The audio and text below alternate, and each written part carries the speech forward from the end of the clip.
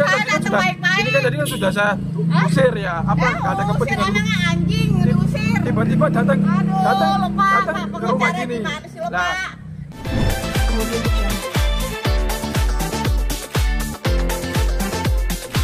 Bang, boleh jelaskan Bang kedatangannya ini ke rumah Bang Farhat Abbas seperti apa mungkin? Oke, baik. Jadi sebelum kami ke sini tadi jam 11 sudah di rumah Bu Elsa Sharif. Cuman biasanya kalau di Bu Elsa Sharif, ya Bu Elsa Sharif itu diarahkan juga ke Farhat Abbas. Begitu juga sebaliknya, kalau ke Farhat Abbas diarahkan juga ke Elsa. Jadi tadi ke Elsa udah tutup, makanya teman-teman udah pada ke sini, ke rumah Farhat Abbas gitu. Ya, agendanya apa nih Bang? Mungkin kan agendanya terkait teman-teman UMKM ya, pedagang-pedagang ini. Kebetulan tadi juga ditelepon dari ada dana titipan ya, ada dana titipan yang mana dana ini belum dibalikin. Sementara urusannya di kepolisian tadinya udah selesai, dana titipan, dana yang disita pun udah kembali, tapi dana titipan yang diambil oleh Ibu Elsa dan Farhat Abbas serta Vidi Galenso Sharif itu belum juga dibalikin sampai sekarang. Makanya teman-teman pada menagih seperti itu dengan baik-baik tentunya. Ya, Bang, cerita dong Bang, dana itu bisa sampai, dana titipan itu bisa sampai ke posisi Bang Farhat dan Bu Elsa Sharif nih. Ya.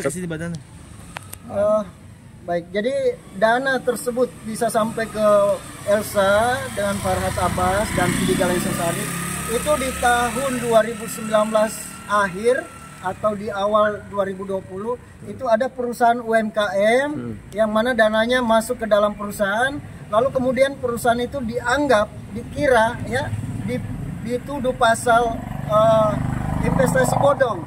Akhirnya diambil oleh Polda Jawa Timur, lalu kemudian terbukti pasalnya tidak terbukti bersalah gitu. Akhirnya dana tersebut yang disita oleh Polda Jatim sampai di pengadilan ingkrah itu kembali semua. Tapi dana yang ada sama istri direktur itu diminta oleh Ibu Elsa dan Farhat Abbas dengan dalih bahwa melindungi kliennya gitu ya, bahwa dana seperti ini harus dititip dulu daripada disita katanya, yang mana nantinya perusahaan belum tentu menang. Kalau nggak menang tetap dibalikin dana ini, dan itu ada tanda tangan dan bukti-bukti dana tersebut sebesar puluhan miliar rupiah. Gitu, kalau Abang ini berarti kan pedagang UMKM tersebut ya Bang? Iya, pedagang UMKM semua nih, ada ratusan sebenarnya sih, ya banyak jumlahnya. Cuman ini perwakilan-perwakilan yang sempat hadir nih. Ya, total kerugiannya Bang kalau semuanya itu UMKM-nya itu berapa Bang? Kalau semua sih, kalau yang terdaftar saja ada 50 miliar lebih ya. Ini ngomong apa ini? Ya. Iya. Jadi seperti itu Bang. Jadi puluhan miliar ya. Dan itu bukti yang ada 55 miliar yang ditandatangani sebagai dana titipan oleh Elsa dan Farhat Abbas. Dan ada beberapa bukti transfer juga yang masuk ke rekening pribadi atas nama Elsa Sharif. Tapi emang pada saat itu Bu Elsa dan Bang Farhat bilang itu dana jaminannya itu akan dikembalikan ke pedagangnya masing-masing atau seperti apa Bang? Ya, yang namanya dana titipan ya, bukan jaminan juga. Jadi Elsa ini kan lawyer gitu. Nah, kliennya ini diminta supaya dititip dananya, sementara dana itu kan punya teman-teman UMKM, pedagang ya. Lalu kemudian belum dibalikin, dan itu ada bukti yang ditunjukkan oleh yang nitip seperti itu. Itu berarti 2019 sudah berlangsung 5 tahun ya Bang? 2020 awal ya, 2019 akhir Desember. Oke, terus dulu ya. Tanggapan ya. Ya. Kenapa Bang Edi? Nanti tergantung mereka. Gimana Bang? Tanggapan dulu ya dari kantor pengacara Farhat Abbas. Oh iya, boleh Bang? Farhatnya langsung, boleh? Tidak ada. Farhatnya langsung. Bang Farhat ya, Bang Farhat ya Bang? Melalui juru bicaranya. Iya. Enggak diundang Anda. Kita mau statement Bang Farhat ya Bang? Kita ini wartawan loh. Mau di konferensi pers bentar? Iya, nggak boleh kita. Wartawan lagi wawancarain kita. Kenapa Anda masuk? Enggak, ini kan Anda kan sudah melakukan Apa? konferensi pers. Dia belum selesai. Oke, kita dulu. Kami ini belum selesai. Oke, Kenapa dulu. Anda masuk? Enggak, saya makan udah tadi. Tahu Bu, dengar. Ya, gimana Bang? Siapa itu yang ngobrol nih? Pak Adi dulu, saya dulu. Ya, Abang mau jelaskan. Tadi kan Abang mau jelaskan. Ayo, udah. Aduh, jangan lagi. Oke. Ya, Bang, bentar Bang. Sabar Bang. Ya. Saya Muhammad Rizaldi Andriawan ya dari kantor pengacara Farhad Abbas ya. Maksud kita itu tadi Bang Andi Muhammad Rizaldi tadi udah datang ke kantor pengacara Farhad Abbas. Tiba-tiba dia masuk lah ke rumah Pak Farhad tanpa izin gitu. Padahal iya kan tanpa izin. Bentar, saya ngobrol dulu. Kronologisnya kita bertiga. Bentar. Kita dibukain pintu. Bentar. Bukain pintu. Padahal masuk. Iya. Jangan diframing Bang. Bentar. Sesuai aja. Minumnya nih ya. Masuk ke dalam. Bentar. Paling belakang. Bentar, tadi udah saya sampaikan masuk kedatangannya apa gitu. Katanya udah ada janjian gitu, mana pasti perjanjiannya gitu. Dia nggak bisa menunjukkan ya. Ini kan korban-korban dari Memiles ya. Sebenarnya sih Pak Farhad Abbas ini tidak ada sangkut pautnya ya dengan perkara ini. Dan bentar, saya jelasin dulu. Ya, terus. Bentar ya. Kemudian saudara Andi Muhammad Rizaldi ini melalui korbannya telah melaporkan lah ke Polda Metro Jaya. Tapi yang dilaporkan itu adalah Bu Elsa, bukan Pak Farhad ya. Itu laporan polisinya ya. Ya, artinya bentar saya ngobrol dulu. Artinya apa? Tuduhan terhadap Pak Farhad Abbas itu tidak ada sebenarnya. Itu adalah fitnah dan menuduh hal-hal yang tidak benar.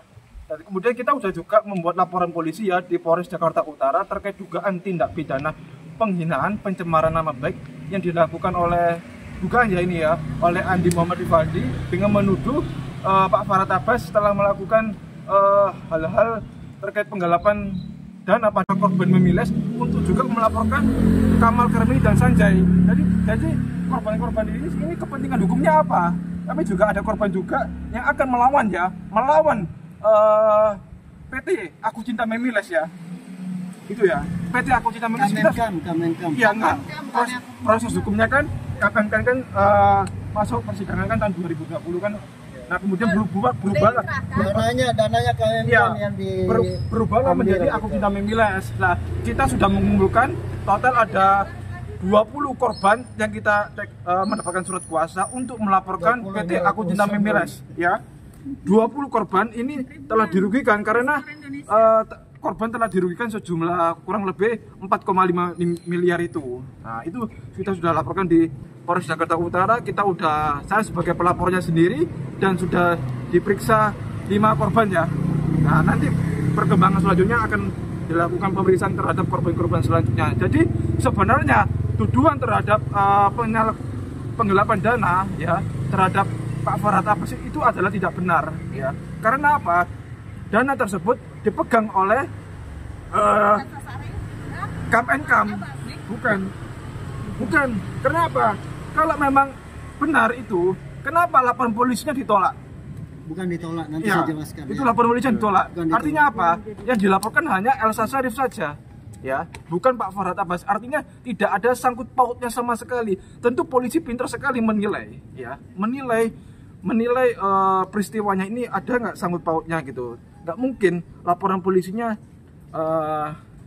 asal-asal buat laporan polisi gitu. Maksud pasti akan diteliti saksama, detail, ada nggak hubungan hukum, tidak ada sama sekali. Artinya ini janganlah kita itu tiba-tiba datang ke rumah orang ya, ke rumah orang. Loh, iya, Kita datang baik-baik, Pak. Iya. Nih, biar saya nggak selamat ya, Pak. Saya ojol ya. Iya, paham. Saya datang baik-baik. Paham.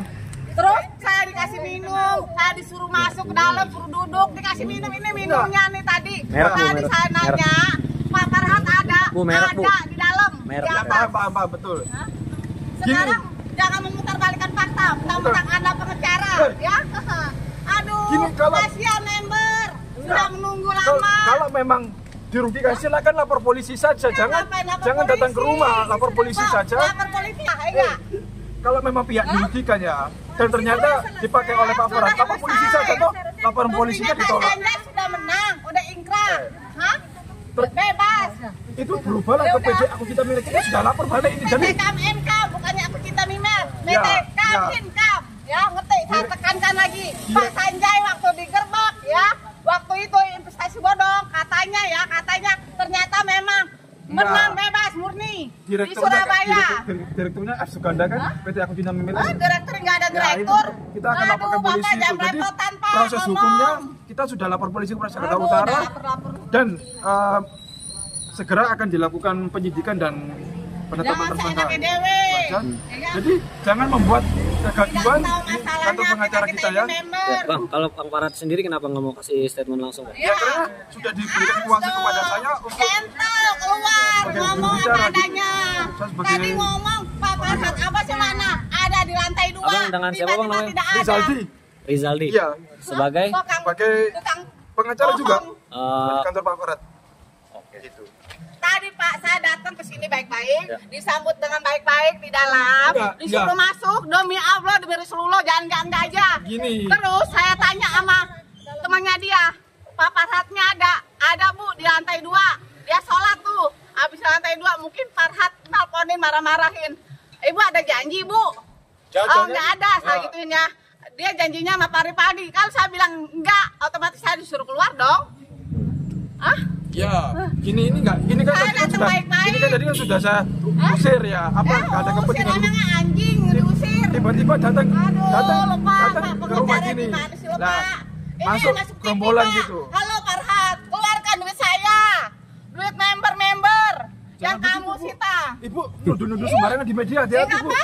Loh, bisa kena proses hukum Ibu. Orang Pak Sanjay yang ngomong. Buktinya mana? Mana buktinya kalau memang Pak Farhad? Pak Ripadi. Iya, buktikan dulu. Kita member. Buktikan dulu, jangan ngobrol cuat-cuat di media. Jangan ya. Bang, tadi abang sempat bilang katanya ibu ini gerombolan masuk tanpa izin, Bang. Sekarang maksud saya gini, Bang. Kalau tanpa izin kan ini kan rumahnya kan di pagar nih. Iya. Maksudnya pasti kan ada yang bukain dong. Tadi gini, mobil masuk ya. Nah, tiba-tiba ibu ini masuk sembarangan gitu. Loh.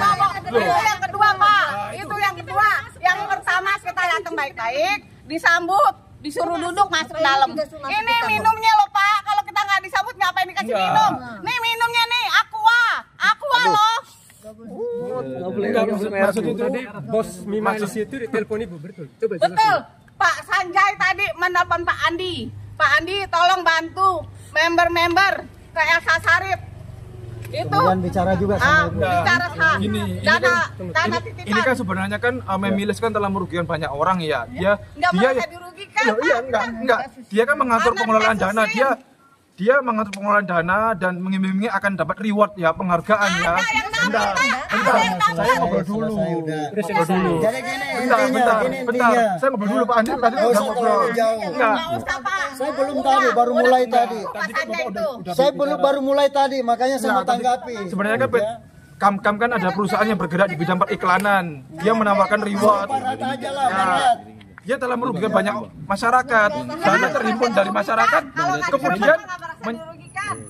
Kemudian dari dana tersebut telah diproses hukum di kepolisian. Menang kok. Iya. Bebas murni. 8 bulan Pak Sanjay. Dan Bang, munduran bisa Bang. Sorry Bang, munduran. Kita sendiri juga. Iya, dananya Sanjay kok di Surabaya. Dananya tersebut dipegang oleh Direktur PT Akutina Memiles sekarang, F. Suganda, dan telah kita laporkan di Polres Jakarta Utara. Makanya itu kita juga berkonsolidasi, bergabung dengan